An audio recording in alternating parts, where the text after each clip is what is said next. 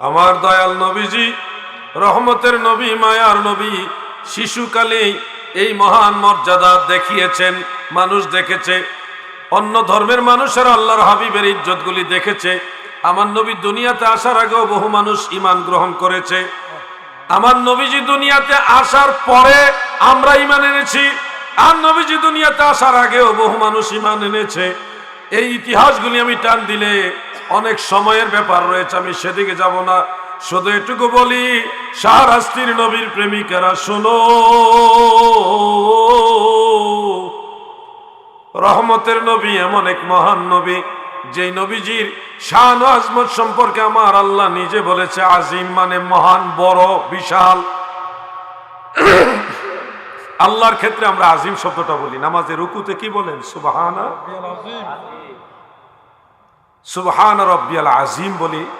এই আজিম শব্দটা আল্লাহর সম্পর্কে আমরা ব্যবহার করি, আর আল্লাহ নিজে এই আজিম শব্দ নবীজির ব্যাপারে কোরআন শরীফে দুই জায়গায় ব্যবহার করেছে। একটা তো বললাম ওয়া ইন্নাকা লাআলা খুলুকিন আযীম, আরেক জায়গায় নবীজির জ্ঞান, নবীজির ইলম মুবারককে মেনশন করতে গিয়ে আল্লাহ তাআলা বলেন ওয়া আনজালাল্লাহু আলাইকাল কিতাবা ওয়াল হিকমাতা ওয়া আল্লামাকা মা লাম তাকুন তা'লাম ওয়া কানা ফাদলুল্লাহি আলাইকা আযীমা। আপনার উপরে যে আল্লাহর ফজল, এটাকে আল্লাহ তাআলা বললেন যে আজিমা, আজিম। আল্লাহ নিজে আজিম শব্দ ব্যবহার করেছে, বড়, অনুগ্রহ অনেক বড়, মহান সৃষ্টিকর্তা বলেন দুনিয়ার মানুষ শুনে রাখো, আমি আমার বন্ধু আমার রাসূলকে যা অজানা ছিল সব জানায়া দিছি। নবীজির যা অজানা ছিল সব জানায়া দিয়েছেন কে? আওয়াজ দিয়ে বলেন কে? আমার আল্লাহ জানায়া দিয়েছেন ওয়া আল্লামাকা মা লাম তাকুন তা'লাম। নবী গো,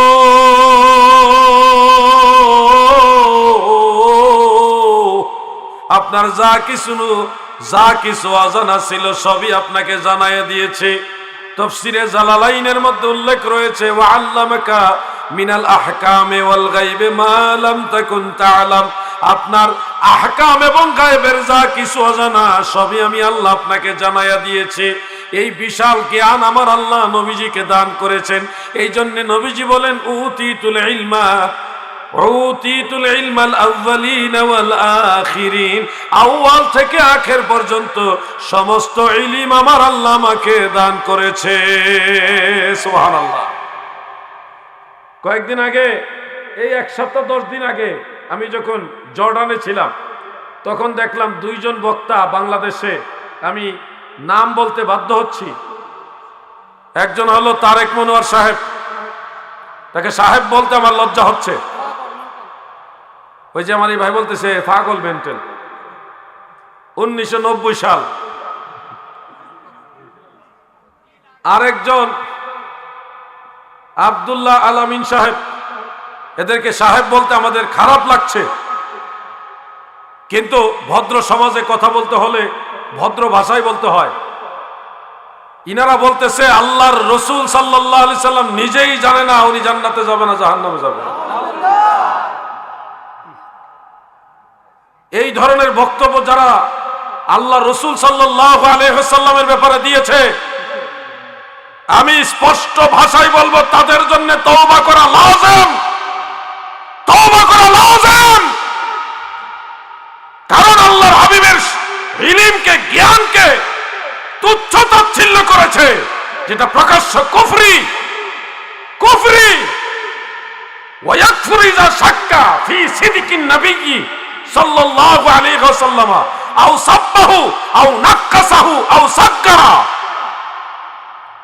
পৃথিবীর সমস্ত আইম্মায়ে কেরাম একমত, কেউ যদি নবীকে গালি দেয় অথবা নবীজিকে ছোট করে কথা বলে অথবা নবীজির ইজ্জতকে তনকিস করে, কমায়া কথা বলে, ইজ্জত হানি করে, মানহানি করে কথা বলে, তখন এটা সমস্ত আইম্মায়ে কেরামের ঐক্যমতে এটা কুফরি, এটা ঈমান হরণের কাজ, ঈমান বিধ্বংসী কাজ। যারা বলেছে আল্লাহর নবী নিজেই জানে না উনি জান্নাতে যাবে কিনা, এই কথা দ্বারা নবীজির সম্মানকে, ইলমকে ছোট করার কারণে তাদের জন্য তওবা করা লাজিম। যদি তওবা না করে তাদের স্বামী স্ত্রী যে সম্পর্ক রয়েছে এটাও বহাল থাকবে না। আমি আজকে আপনাদের স্পষ্ট ভাষায় কোরআন থেকে বলছি, আল্লাহর নবী নিজেও জানে কে জান্নাতি, নবীজি তো জান্নাতি, এতে কোনো সন্দেহের অবকাশ নাই। বরং পৃথিবীতে কারা কারা জান্নাতি তাদের সম্পর্কে নবী জানে। তিরমিজি শরীফের হাদিস, মেশকাত শরীফের মধ্যে 21 নম্বর পৃষ্ঠায় হাদিসটা উল্লেখ রয়েছে। সমস্ত মুহাদ্দিসিনে কেরাম হাদিসটাকে সহিহ বলেছেন। ইমাম তিরমিজি হাযা হাদিসুন হাসানুন সহিহ বলেছেন। নাসিরউদ্দিন আলবানীও হাদিসটাকে সহিহ বলেছেন। খারাজা রাসূলুল্লাহ সাল্লাল্লাহু আলাইহি ওয়াসাল্লাম মিন বাইতিহি, নবীজি তিনার ঘর থেকে বের হলেন। ওয়াফিয়াদানে কিতাবানে, নবীজির দুই হাতে দুইটা কিতাব। বের হয়ে সাহাবীদেরকে নবীজি প্রশ্ন করলেন, আতাদরুনা মা হাযানে কিতাবানে, সাহাবীরা গো তোমরা কি জানো এই কিতাবের মধ্যে কি লেখা আছে? সাহাবীরা উত্তর দিলেন, আল্লাহ এবং আল্লাহ রাসূল ভালো জানেন। দয়াল নবীজি ডান হাতের কিতাব মুবারক দেখে বলতেছেন, হাযাল কিতাবু মির রাব্বিল আলামিন, এই কিতাবটা সারা জাহানের প্রভু আমার আল্লাহর তরফ থেকে আল্লাহ দিয়েছেন আমাকে। এই কিতাবের মধ্যে রয়েছে কিয়ামত পর্যন্ত যারা যারা জান্নাতে যাবে তাদের নাম, তাদের বাপ দাদার নাম এবং তাদের কাবিলা গোত্রের নাম, বাড়ি কোন গ্রামে, পুরো ঠিকানাটাই কিতাবের মধ্যে রয়েছে। এর মধ্যে একজনও কমানো হবে না, বাড়ানো হবে না। বাম হাতের কিতাব দেখাই আল্লাহর নবী বলতেছে, হাযাল কিতাবু মির রাব্বিল আলামিন, এই কিতাবটা সারা জাহানের প্রভু আল্লাহর তরফ থেকে আমাকে দেওয়া হয়েছে। ফিহি আসমাউ, এর মধ্যে নাম রয়েছে ওই নামগুলি যারা জাহান্নামে যাবে তাদের নাম, তাদের বাপ দাদার নাম এবং তাদের কাবিলা, গ্রাম কোন গ্রামে বাড়ি, এই গোত্রের ঠিকানা সহকারে কিতাবের মধ্যে রয়েছে। আল্লাহর নবী বলেন এর মধ্যে একজনও কমানো হবে না, বাড়ানো হবে না।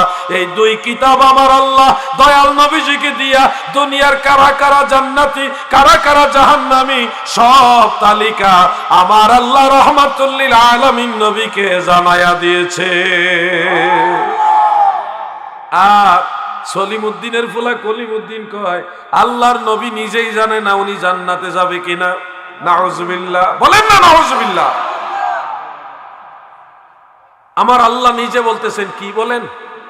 আসা আন ইয়াবআসাকা রাব্বুকা মাকামান মাহমুদা, নবী গো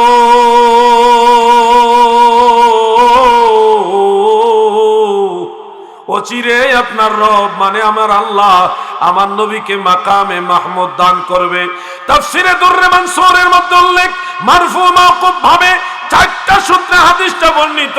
আমার নবী যে বলেন হাসরের ময়দানে মাকামে মাহমুদ আল্লাহ আমাকে দিবেন, এর অর্থ হলো আরশে আজিমের উপরে বিশাল এক সিংহাসন সাজাইয়া ইউজলিসুহু আলাল আরশে, আমার আল্লাহ নবীজিকে আরশে আজিমের সেই কুরসির উপরে বসাইয়া দিবে। হযরত আব্দুল্লাহ ইবনে আব্বাস বলেন সেই কুরসির উপরে বসাইয়া আমার আল্লাহ বলবেন, বন্ধু ও আমার হাবিব, আমার নবী, আমার রাসূল গো, আপনি এই মাকামে মাহমুদে অধিষ্ঠিত হয়েছেন, এখান থেকে যাকে খুশি তাকে শাফাআত করেন, সুপারিশ করেন। আপনি যার পক্ষে শাফাআত করবেন আমি আল্লাহ তাকেই মাফ করে জান্নাতে পাঠাইয়া দেব। এই হলো কোরআনের কথা, কোরআনের তাফসীরের কথা। আর তারা কোরআনের দোহাই দিয়ে দিয়ে বলতেছে আল্লাহর নবী নিজেই জানে না কারা জান্নাতে যাবে। ডক্টর কাফিলউদ্দিন সরকার সালেহী সাহেবের একটা বক্তব্য নিয়ে অনেক মজা নিচ্ছেন ওনারা, খুব বেশি মজা নিচ্ছেন। বক্তব্যটা কি সেটা আপনারা জানেন। মাননীয় প্রধানমন্ত্রী সম্পর্কে দেশের লক্ষ লক্ষ ইমাম মুয়াজ্জিনের হক আদায় করার জন্য তিনি একটা কথা যেভাবে বলার দরকার ওইভাবে না বলে ডিরেক্ট বলে ফেলেছেন যে মাননীয় প্রধানমন্ত্রী আপনি একজন জান্নাতি মানুষ, এরকম ভাবে বলেছিলেন। এই বক্তব্যটা হয়তো এইভাবে বলার দরকার ছিল যে আপনি এই দেশে 566 না 64টা মসজিদ করেছে, এতগুলি মসজিদ করার বদলতে আল্লাহ তাআলা আপনাকে জান্নাতে দিতে পারে, এটা তো হাদিসে আছে। মান বানা লিল্লাহি মাসজিদান বানাল্লাহু লাহু বাইতান ফিল জান্নাহ। মসজিদের কালেকশনের সময় কত আলেম মানুষকে 2 বস্তা সিমেন্ট দিলে জান্নাত দিতেছেন, এটা তো হিসাব ছাড়া। প্রতিদিন আপনারা জান্নাত দিতেছেন মানুষের। এমনকি মাহফিলে ওয়াজের শুরুতেই বলি এটা জান্নাতের বাগান, এখানে যারা আছেন আপনারা জান্নাতি। কত মানুষকে যে আপনারা জান্নাতি বলেন, সেক্ষেত্রে কিন্তু কোনো কথা হচ্ছে না। কাফিলুদ্দিন সাহেবকে নরম পায়া একটা কথা নিয়া যা মন চায় রাজনীতির মাঠ বানাই ফেলছে আওয়ামী লীগ বিএনপি। আমি বলবো সবকিছুতে রাজনীতি নিয়ে আসা ঠিক না। সরকার কাফিলুদ্দিন সালিহ সাহেবের টাকা আল্লাহ পাক যথেষ্ট দিয়েছেন, ওনার ব্যক্তিগত স্বার্থে উনি এই কথাগুলি বলেনি। দেশের লক্ষ লক্ষ ইমাম মুয়াজ্জিন আছে, তাদের সংসার কিভাবে চলে আপনারা তো খোঁজ খবর নেন না। কয় টাকা বেতন দেন? মাস শেষ হলে 50 টাকা 100 টাকা বেতন দেন। এই টাকাটা একসাথে কইরা 4000 5000 টাকা মাসে বেতন দেয়। অনেকে আবার দেয়ও না, 4 মাস 5 মাস 6 মাস বাকি। এই যে বেতন, বেশিরভাগ মসজিদে 5 থেকে 6000 টাকা বেতন ইমামের বেতন, আর মুয়াজ্জিনের বেতনের কথা বলাই যাবে না। 2000 1500 2500 3000 এই বেতনটা নিয়ে একটা মুয়াজ্জিন, একজন ইমাম, তার স্ত্রী, তার ছেলে মেয়েদের লেখাপড়া, তার ব্যক্তিগত প্রয়োজন, স্ত্রীর প্রয়োজন, সংসারের প্রয়োজন, রোগ বেমার হলে ওষুধপত্র, খাওয়া দাওয়া, এই সব কিছু কিভাবে সম্ভব? এই 4000 3000 আর 6000 টাকা দিয়া একটা মাস চালানো কিভাবে সম্ভব? 1 বস্তা চাউলের দাম কত বলেন না, কথা বলেন না, কিছু জানেন না মনে হয়। 3000 থেকে 3500 টাকার ভিতরে। এই ইমামদেরকে রাষ্ট্রের কোষাগার থেকে যেন কিছু সহযোগিতা পায়। ইন্ডিয়ার মমতা ব্যানার্জি কলকাতায় অসংখ্য ইমাম মুয়াজ্জিনকে রাষ্ট্রীয়, হিন্দু হওয়া সত্ত্বেও তাদেরকে ভাতা দিতেছে, রাষ্ট্রীয় ভাতা, তারা চলতেছে। আমাদের বাংলাদেশ মুসলিম কান্ট্রি, শতকরা 90% মুসলমান এই দেশে ইমাম মুয়াজ্জিনদের পক্ষে 2টা কথা বলেছেন কাফিলুদ্দিন সাহেব। বলতে গিয়ে কথাটা যেভাবে বলা দরকার ওইভাবে না বলে ডাইরেক্ট বলে ফেলছে। আমাকে অনেকে প্রশ্ন করেছে এবং আমি এটা নিয়ে বক্তব্য দিয়েছি, প্রশ্ন করেছে। আমি স্পষ্ট ভাষায় বলবো, সরকার কাফিলুদ্দিন সালিহ সাহেব হুজুরের সাথে কথা হয়েছে, উনি লক্ষ লক্ষ আলেমের উস্তাদ। আপনারা জানেন কাফিলুদ্দিন সাহেবের দোষ যদি হয় তাহলে এই দোষ কওমীদেরও নিতে হবে, হেফাজতীদের নিতে হবে, আহলে হাদিস সব ওয়াহাবীদের নিতে হবে। কেন নিতে হবে? মাননীয় প্রধানমন্ত্রী তাহাজ্জুদ নামাজ পড়ে, 5 ওয়াক্ত নামাজ পড়ে, সকালে কোরআন পড়ে, উনি একজন নামাজি মহিলা, এই কথা আমরা সুন্নিরা কেউ প্রকাশ করি নাই। এটা মরহুম আহমদ শফি সাহেব প্রকাশ করে গেছে। আহমদ শফি সাহেব এবং তিনার অনুগত লোকেরাই প্রথম বলেছে যে মাননীয় প্রধানমন্ত্রী 5 ওয়াক্ত নামাজ পড়ে, তাহাজ্জুদ নামাজ পড়ে, কোরআন তেলাওয়াত করে, একজন ভালো মানুষ, ভালো মুসলমান। তাহলে কওমীরা যারা আছেন, আপনাদের বড় আলেমরাই তো এটা বলে গেছে। এমনকি আপনারা রাষ্ট্রীয় পর্যায়ে, জাতীয় পর্যায়ে অনুষ্ঠান করে ঘোষণা দিয়েছেন মাননীয় প্রধানমন্ত্রী একজন ভালো মানুষ তো বটেই, কওমী জননী, সমস্ত কওমী আলেমদের মা। তাহলে আপনাদের মায়ের ইজ্জত বাঁচাইতে গিয়েই কাফিলুদ্দিন সাহেব এই কথাটা বলছে।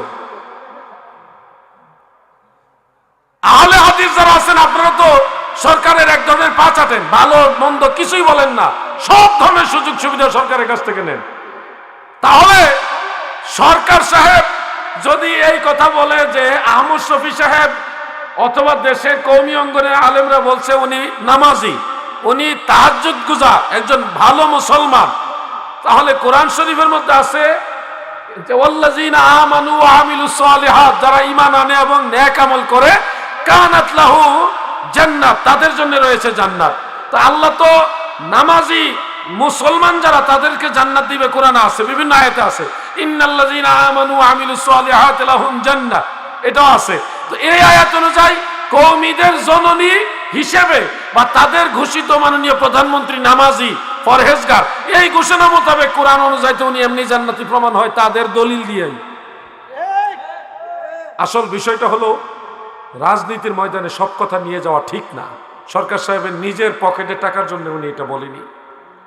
এতগুলি ইমাম মুয়াজ্জিনের পক্ষে উনি এই কথাটা বলতে গিয়ে কথাটা হয়তো একটু গুছায় বলার দরকার ছিল, না বলে ডিরেক্ট বলে ফেলছে। এটা একটা বড় মজলিস ছিল, তাড়াহুড়া করতে গিয়ে কথায় স্লিপ হতে পারে। এটাকে নিয়ে নেগেটিভ সময়ও সংক্ষিপ্ত সময় ছিল। ইচ্ছা আমরা তো ওয়াজে যে ইচ্ছা করলে 1 ঘন্টার ওয়াজ 2 ঘন্টা করি, 1.5 ঘন্টা করি, 2.5 ঘন্টা করি, ওটা তো ওখানে তো ফিক্সড করা টাইম। এর মধ্যে কথাটা বলাতে কত ধরনের কথা হয়েছে। আরে তোমাদের ইজ্জত বাঁচাইছে উনি, কারণ তোমাদের জননী, তোমাদের মা। তোমরা জান্নাতে গেলে তোমাদের মা জাহান্নামে যাবে, এটা সরকার সব চায় নাই। তোমাদের ওয়াজ দিয়ে তোমাদেরকে প্রশ্ন করলে কি জবাব দিবা? এজন্য বলবো সব কিছুতে রাজনীতি নিয়ে আসা ঠিক না। আলেম ইমাম মুয়াজ্জিন যারা আছে বাংলাদেশে, তাদের জন্য 2টা কথা বলা কি অন্যায়? এজন্য উনি বলেছেন সব কিছুতে রাজনীতি নিয়ে আসবেন না প্লিজ। দেশে কত কত টাকা কত দিকে যাচ্ছে। কিছু টাকা যদি ইমাম সাহেবদের, আমাদের মসজিদের মুয়াজ্জিন সাহেবদের রাষ্ট্র দেয়, এটা তো আপনাদের কোনো ক্ষতি না। ক্ষতি নাকি ভাই? কাফিলউদ্দিন সাহেব উনি কি ছোটখাটো আলেম? উনি লক্ষ লক্ষ আলেমের উস্তাদ। আলেমদের সম্মান করতে হবে। এর চেয়ে খারাপ কথা তো ওয়াহাবিরা বলে, বিশেষ করে 1990 সালেরটাই টানবেন না। তাদের বক্তব্যের মধ্যে কত ধরনের সীমালঙ্ঘন কুফরিয়ে আমরা পেয়েছি, মিথ্যাচার কুফরিয়াত, তাদের মধ্যে কত ধরনের সীমালঙ্ঘন আমরা পেয়েছি। সাইদি সাহেবের কথা আমরা টানছি না, কারণ উনি মরে গেছে, আল্লাহর কাছে চলে গেছে, আল্লাহ ফয়সালা করবে। শুধু এটুকু বলি, ওনারও ভুল আছে, ওনারও ভুল আছে, ভুলের ঊর্ধ্বে কেউ না। এরকম স্লিপ হয়েছে। উনি বলছে হিন্দু বৌদ্ধ বা খ্রিস্টান যারা আছে তাদের মন্দিরে দান করা যাবে কিনা, টাকা পয়সা দেওয়া যাবে কিনা প্রশ্ন করা হয়েছিল। উনি বলছে কোনো ক্রমে হিন্দু বৌদ্ধ খ্রিস্টান বিধর্মীদের মন্দিরে, গির্জায়, প্রেগোডার মধ্যে কোনো ধরনের দান করা যাবে না, কিন্তু পরে উনি দান করছে। এই ধরনের অনেক ভুল আছে, ভুল থাকবে, এটা স্বাভাবিক। কিন্তু একটা ভুলের জন্য আমরা দেখলাম কাফিলউদ্দিন সাহেবের বিরুদ্ধে যেভাবে কামড়াকামড়ি করেছেন, এটা নিঃসন্দেহে একটা দুঃখজনক বিষয়। আল্লাহ সব ভাইকে বুঝার তৌফিক দেন, বলেন আমিন। সবাই বলেন আমিন। কষ্ট হইতেছে আপনারা, কথাগুলি চলে আসে রে ভাই, কি করব, মনে ভিতরে রাখতেও পারি না। আল্লাহর নবীকে আল্লাহ কত জ্ঞান দিয়েছে, জ্ঞান দিতে দিতে আল্লাহ বলেছেন এটা আজিম। আজিম মানে বিশাল, বড়, অনেক বড়। আল্লাহ যেটাকে বড় বলে, এটা কত বড়। প্রিয় ভাইয়ের আমার, বাংলাদেশে যারা মাঝে মধ্যেই অনেকে আমাদেরকে সুন্নিদেরকে বলেন আপনারা কেন ওয়াহাবিদের ব্যাপারে এত কথা বলেন? ভাইরে, ওয়াহাবিদের ব্যাপারে তো কথা বলা আমাদের দরকার নাই, কিন্তু তারা যখন আমার নবীর ইজ্জত নিয়ে টান দেয়, নবীজির ইজ্জতের চাদর মুবারক নিয়ে টান দেয়, নবীজির শান ও আজমতের উপর আঘাত করে কথা বলে, নবীর উম্মত হিসেবে, নবীর গোলাম হিসেবে, নবীর আশিক হিসেবে, তখন আমরা সহ্য করতে পারি না। আপনারা এই কথাটা কোন দৃষ্টিতে নিবেন? আপনারা সবাই বলেন যে নবীজি নিজেই জানে না জান্নাতে যাবে কিনা। এই কথাটা কোন দৃষ্টিতে নিবেন আপনারা বলেন আমাকে? এটা সমর্থন করবেন?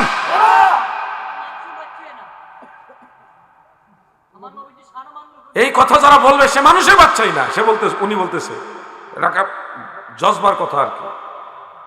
আসল বিষয়টা হলো এই ধরনের কথা যখন আমরা শুনি প্রকাশ্যে দিবালোকে হাজার হাজার মানুষের সামনে, তখন আমাদের কষ্ট লাগে।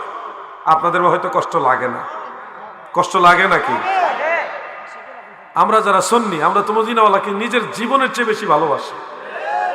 নবী আমার জান, নবী আমার প্রাণ, নবী আমার, নবীর কাছে আছে আমার মাওলার সন্ধান, নবী আমার জান। সবাই বলেন নবী আমার। প্রিয় ভাইয়ের আমার, আল্লাহর হাবিবের ইজ্জত সম্মান সব দিকে বুলন্দ করেছে আমার আল্লাহ। আশা করি আপনারা একটা আয়াত মুখস্থ জানেন। আমার আল্লাহ তাআলা বলেন ওয়ারাফা'না লাকা যিকরাক, আমি আপনার জিকিরকে উঁচা করে দিয়েছি। তাফসীরের মধ্যে লেখেন রাফা আল্লাহু তাআলা আযজা ওয়া জাল্লা যিকরাহু ফিদ দুনিয়া ওয়াল আখিরা, আমার আল্লাহ দুনিয়া আখিরাতে আমার নবীর ইজ্জতকে সম্মানকে উঁচা করে দিয়েছে। সুবহানাল্লাহ। ও আমার ভাইয়েরা, হাসরের ময়দানে সব মানুষ জান্নাতি, যারা জান্নাতে চলে যাবে, জাহান্নামীরা জাহান্নামে চলে যাবে, আর কোনো মানুষ বাকি নাই। ঠিক এই সময়ও আল্লাহর নবীকে আমার আল্লাহ বলবে, বন্ধু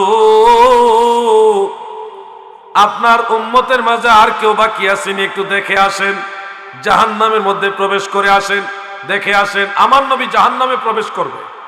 একটা জিনিস খেয়াল করেন, রাসূল করিম সাল্লাল্লাহু আলাইহি সাল্লাম মেরাজে ৭ম আসমান পার হয়ে উপরে গেছে।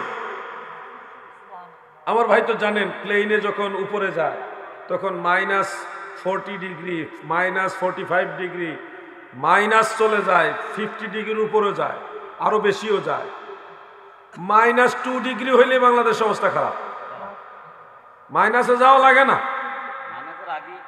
মাইনাসের আগেই শেষ, মানুষ মরা শুরু করে। আর প্লেনে যদি আমরা উপরে উঠি,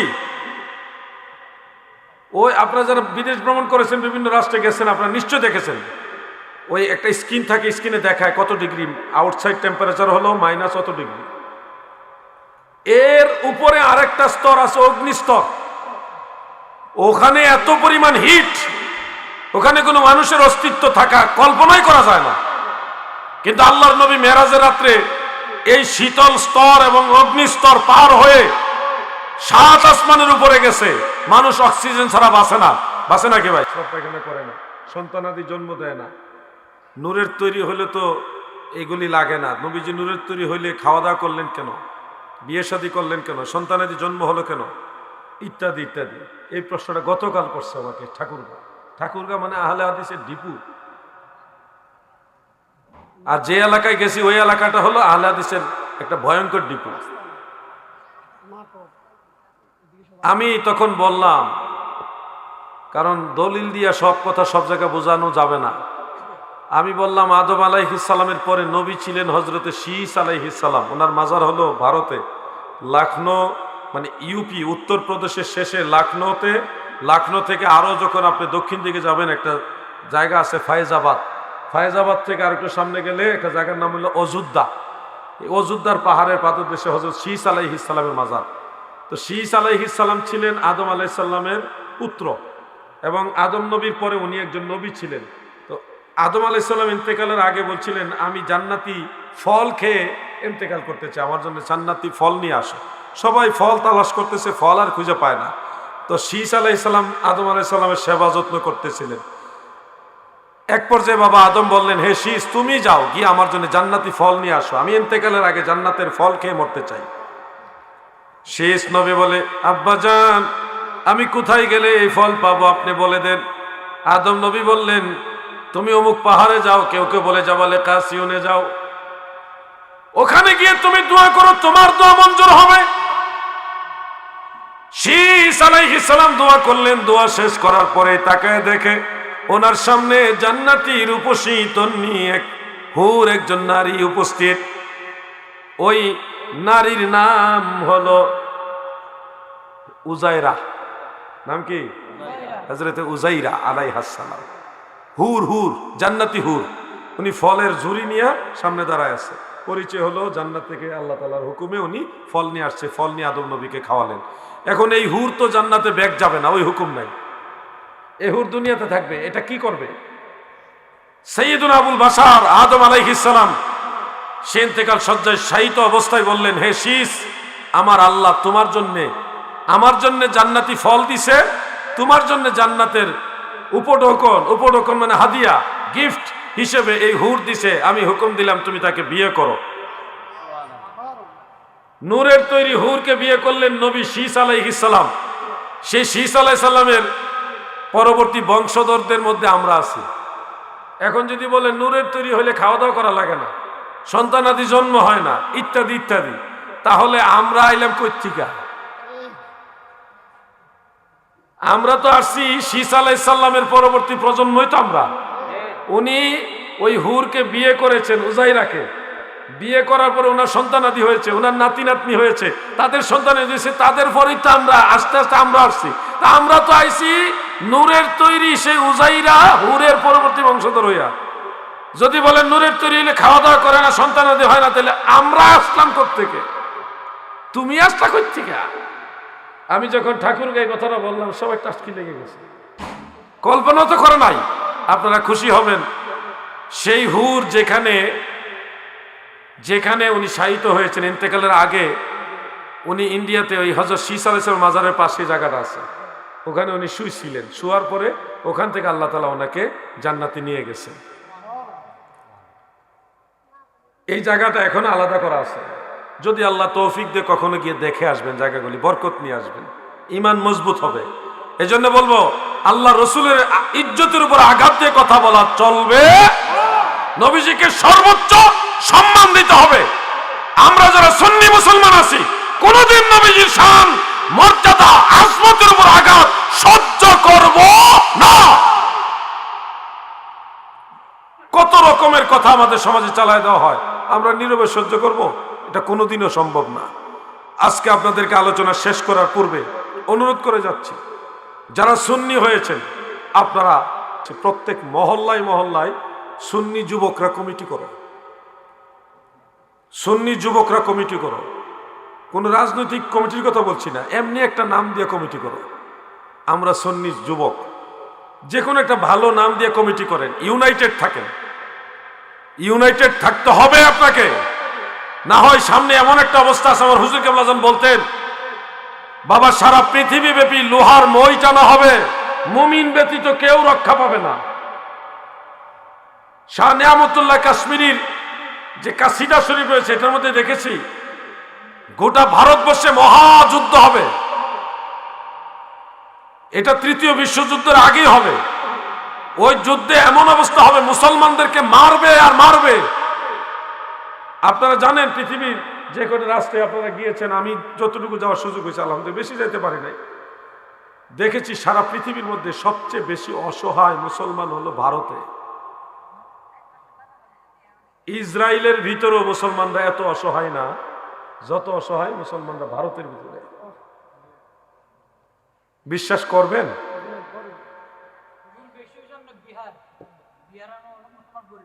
আমি আপনাদেরকে যেটা বলতে চাচ্ছি, প্রত্যেক এলাকা এলাকায় যুবকরা তোমরা একটা ভালো নাম দিয়ে কমিটি করে রাখো, ইউনাইটেড থাকো। কখনো যদি প্রয়োজন হয়, ইমাম মাহদী আলাইহিস সালামের ডাক আসে, ইসলামের জন্য জিহাদের ডাক কখনো যদি আসে, তোমরা যেন ইউনাইটেড অবস্থায় ইসলামের পক্ষে কথা বলতে পারো। আমার কথাটা কি বুঝতে পারছেন আপনারা? আচ্ছা বলেন তো আমি কি বলছি, আপনারা বলুন তো, একটু একটু বলেন কি বলছি। সব এলাকায় এলাকায় সুন্নি যুবকরা কমিটি করেন, ইউনাইটেড, ঐক্যবদ্ধ থাকেন। আমি বলছি না যে বাংলাদেশে আহলে সুন্নাতুল জামাতে সবাই চলে আসেন, আপনারা চাইলে আসতে পারেন, কিন্তু আপনারা নিজেরা ঐক্যবদ্ধ থাকেন। সময় যখন হবে, প্রয়োজন হলে আপনারা এই কমিটিগুলি কাজে লাগাবেন। মুসলমানদেরকে মায়ের শুরু করলে তখন কি আপনারা চুপচাপ থাকবেন? আপনাদের কিছু করণীয় থাকবে কিনা? তাহলে আপনারা ঐক্যবদ্ধ থাকবেন। সুন্নিরা সুন্নিরা ঝগড়া করবেন না। আমি স্টেজে ওঠার সাথে সাথে একজন আলেম ভাইয়ের বক্তব্য, যে একজন ভাই দেখালেন আমাকে, তো উনি সম্ভবত রেজবিয়া দরবারের একজন আলেম। উনি একটা বিষয় নিয়ে খুব বাজেভাবে একটা বক্তব্য দিয়েছে, যে একটা কিতাব পড়তে গিয়া, পড়ার মধ্যেও তো কত ভুল তো আছে, ভুল থাকবে। তো খুব বাজেভাবে উনি একটা চ্যালেঞ্জ করলেন আজানের, ওই সানি আজান বিষয়টা নিয়ে।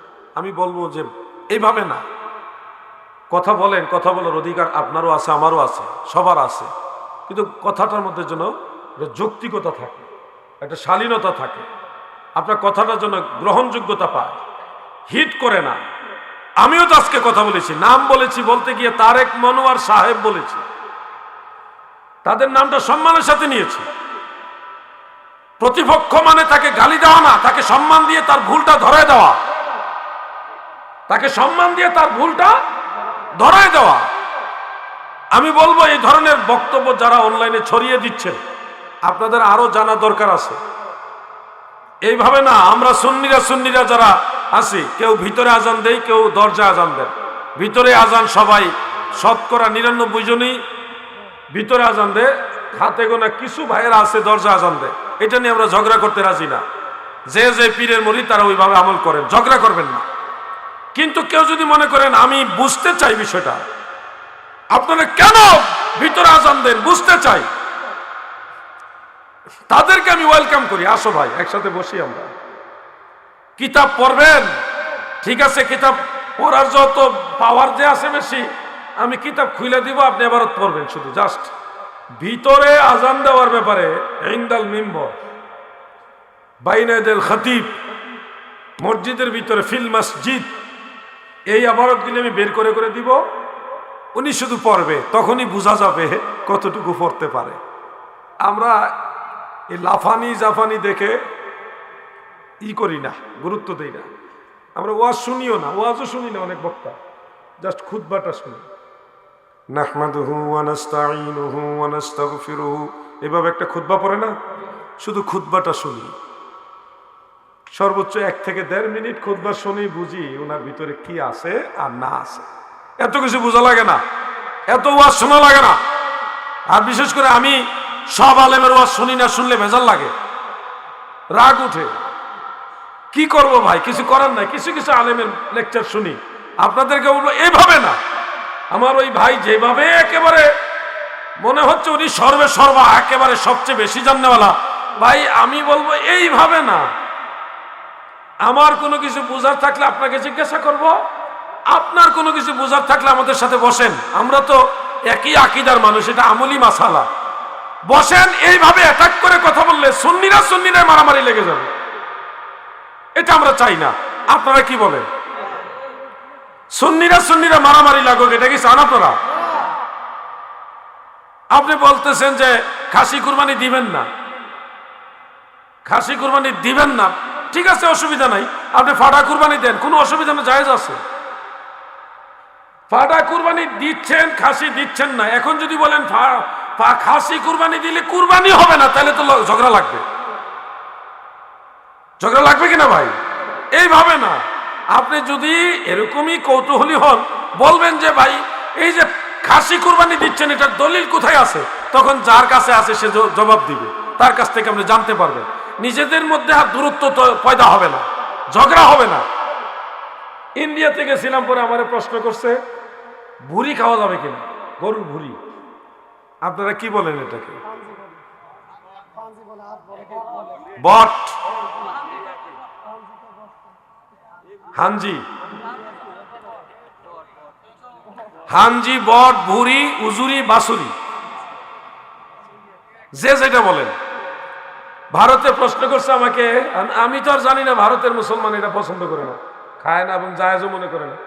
আমি ফিকর মাসালা মোতাবেক, যে আল্লাহর বিধান মোতাবেক কোরআন এবং হাদিস অনুযায়ী একটা পশুর যে অঙ্গগুলি খাওয়া হারাম, ওই অঙ্গগুলির মধ্যে উজরি, বাসুরি বা ফাঞ্জি বা বট, এটা ওই তালিকার মধ্যে নাই। নিষিদ্ধ যে জিনিসগুলো ওই তালিকার মধ্যে এটা হানাফি মাযহাবের আমরা উল্লেখ করে নাই, এই হিসাবে এটা হারাম না। আমি তো সহজ করে কয়ে দিছি।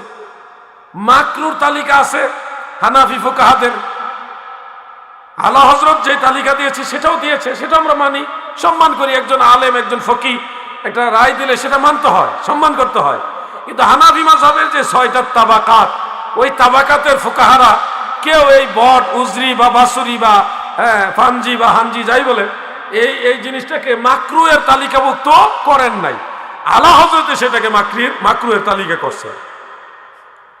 আমি যেটা বলবো, আমি আলা হযরতকে মানি, বাস। আলা হযরতের ফতোয়া অনুযায়ী আমি উজরি, বাসরি, ফানজি খাবো না, এটা মাকরুহ হিসেবে জানবো।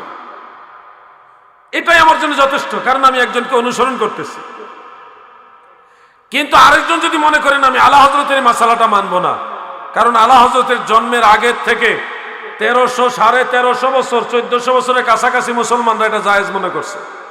নিশ্চয়ই জায়েজ যেহেতু মনে করছে বা মাকরুহ মনে করে নাই, হারাম তো মনে করেই নাই, এই 1400 বছরের মতো মুসলমানরা নিশ্চয়ই এটাকে হারাম যেহেতু মনে করে না খাইছে, তাহলে আমি সেই মুসলমানরা যেহেতু খাইছে 1300 1350 বছর যাবত, 1300 বছরের মুসলমান খাইতে পারলে আমি পারবো নাকি? আগে তো আলেমরা এটা জায়েজই মনে করছে, যেহেতু না জায়েজের তালিকার মধ্যে এটা আনে নাই, তা আমি আগেরটা ফলো করব। তাকেও স্বাধীনতা দেন, কারণ সেও কোনোভাবে আগের ইমামদেরকে ফলো করতেছে, কারণ আগের ইমামরা কেউ এটাকে মাকরু বলে নাই। কিন্তু আপনি যদি বলেন আমি আলা হযরতের ফতোয়া মানবো, এর বাইরে আর কিছু মানবো না, যদি কেউ বট খায় সে কাফের, তাহলে আপনার ফতোয়ায় বাই চান্স ধরে নিলাম কথার কথা আলা হযরতের জন্মের 100 বছর আগে উনার পূর্বপুরুষ একজনে বট খাইছে, বুঝানোর জন্য বলছি। তো এখন তো আপনার ফতোয়ায় আলা হযরতের পূর্বপুরুষ সামনে কাফের বানিয়ে দিলেন, কারণ ওই সময় তো বট খাওয়া পাঞ্জি খাওয়া হারাম বা মাকরু ফতোয়া ছিল না, ওই সময় এটা নাজায়েজ মাকরুর তালিকাভুক্ত ছিল না, কেউ এটাকে মাকরু বলে নাই। তাহলে ওই সময় যারা খাইছে আলা হযরতের পূর্বপুরুষরা, তা আপনার ফতোয়ায় তো আলা হযরতের 14 গোষ্ঠীর আপনি কাফের বানিয়ে দিলেন।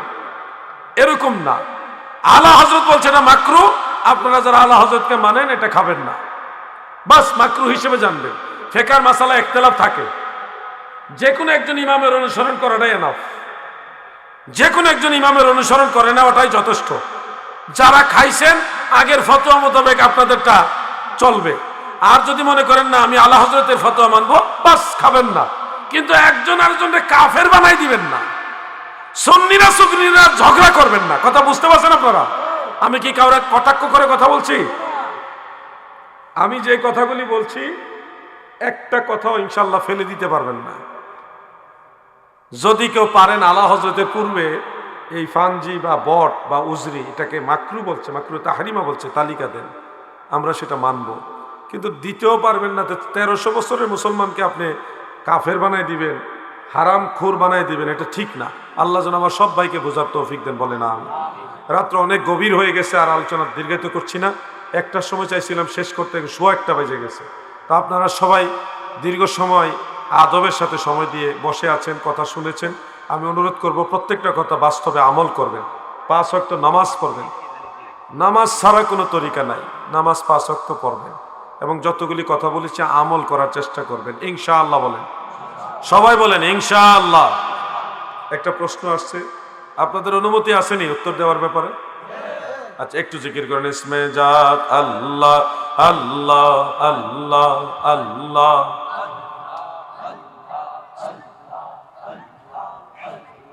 আল্লাহ আল্লাহ আল্লাহ, লা ইলাহা ইল্লাল্লাহ মুহাম্মাদুর রাসূলুল্লাহ সাল্লাল্লাহু আলাইহি ওয়াসাল্লাম। কবরস্থানের পাশে দাঁড়িয়ে কোরআন তেলাওয়াত করা জায়েজ আছে কি না? ফতোয়া আলমগীরের মধ্যে মাসআলা আছে এই ব্যাপারে। হাসিয়াতু তাহতাবি আলা মারাকিল ফালাহ সেই কিতাবও আছে। কবরস্থানের পাশে দাঁড়িয়ে সূরা ইয়াসিন, সূরা ইখলাস 10 বার বা 11 বার, সূরা তাকাসুর, সূরা বাকারার প্রথম অংশ এবং শেষ অংশ, এরপর সূরা কাফিরুন, তারপরে বললাম সূরা ফালাক এবং নাস, এই ধরনের রেওয়ায়াতগুলো আমি সবগুলো একসাথে করেছি, জমা করেছি। আল্লাহ রসুল সাল্লাল্লাহু আলাইহি সাল্লাম বিভিন্ন ভাষায় কথাগুলি বলেছেন, বিভিন্ন হাদিসের আলোকে। মান দাখালাল মাকাবিরা ওয়া ক্বারা সূরাতাল ইয়াসিন, একটা হাদিসের ভাষায় ভাবে, যে কবরস্থানে প্রবেশ করলো এবং সূরা ইয়াসিন তেলাওয়াত করলো, আল্লাহ রসুল সাল্লাল্লাহু আলাইহি সাল্লাম বলেন খাফফাল্লাহু, আল্লাহ তাআলা এটা হালকা করে দিবেন, ওই কবরবাসী যারা আছে তাদের কবরের আযাবটাকে হালকা করে দিবেন, কমায়া দিবেন। সুবহানাল্লাহ। এবং ওই কবরস্থানে যত পরিমাণ, যেই পরিমাণ মুর্দার শুয়ে আছে, ওই সমপরিমাণ নেকি যে কোরআন পড়বে তার আমল নামায় আল্লাহ দান করে দিবে। এই ধরনের অনেকগুলো হাদিস আছে। হযরত আনাস ইবনে মালিক, হযরত আবু হুরায়রা, হযরত আলী রাদিয়াল্লাহু আনহু সহ অনেক সাহাবীরা এই riwayatগুলি বর্ণনা করেছেন। অতএব হাদিসের আলোকে এবং ফিকহের মাসআলার আলোকেও কবরস্থানে কোরআন তেলাওয়াত করে ইসালে সওয়াব করা যাবে। যারা বলবেন যাবে না, তাদের দলিল জিজ্ঞাসা করবেন যে কোন কিতাবে আছে যে যাবে না। আপনি বললে তো নাজায়েজ হবে না, আমার কথাই নাজায়েজ হবে না, আপনার কথাই তো নাজায়েজ হবে না।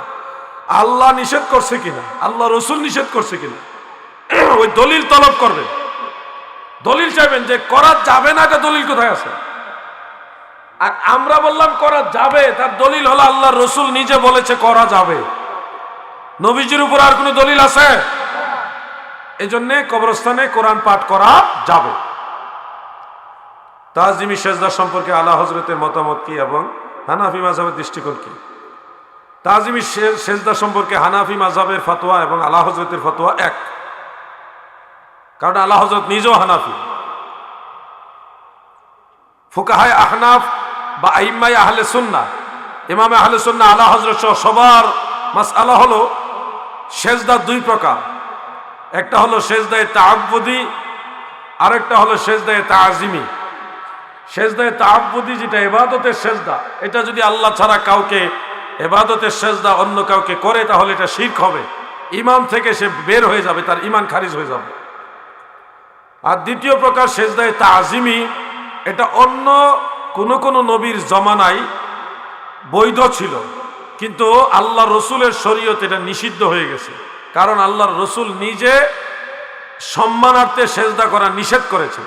নবীজি বারবার বলেছেন, একাধিকবার বলেছেন যে আল্লাহ ছাড়া কাউকে সেজদা দেওয়ার অনুমতি থাকলে প্রত্যেক স্ত্রীকে তার স্বামীর প্রতি সেজদা দেওয়ার অনুমতি দিতাম। তার মানে সেজদার অনুমতি নাই, নবীজি বারবার নিষেধ করেছেন, অনেক হাদিস আছে ব্যাপারে। এজন্য শরীয়তে মুহাম্মাদি সাল্লাল্লাহু আলাইহি সাল্লাম মোতাবেক তাজিমি সেজদা মানসুখ, রহিত, এটা হারাম। এখন যদি কেউ তাজিমি সেজদা আল্লাহ ছাড়া অন্য কাউকে করে তাহলে এটা কবিরা গুনাহ হবে। কি গুনাহ হবে বলেন? কি গুনাহ হবে? কদম বসি করতে পারবেন, মা বাবা উস্তাদ পীর মুর্শেদ ওনাদের কদম বসি করতে পারবেন, কিন্তু সেজদা করতে পারবেন না। আল্লাহ বোঝার তৌফিক দেন, আমিন।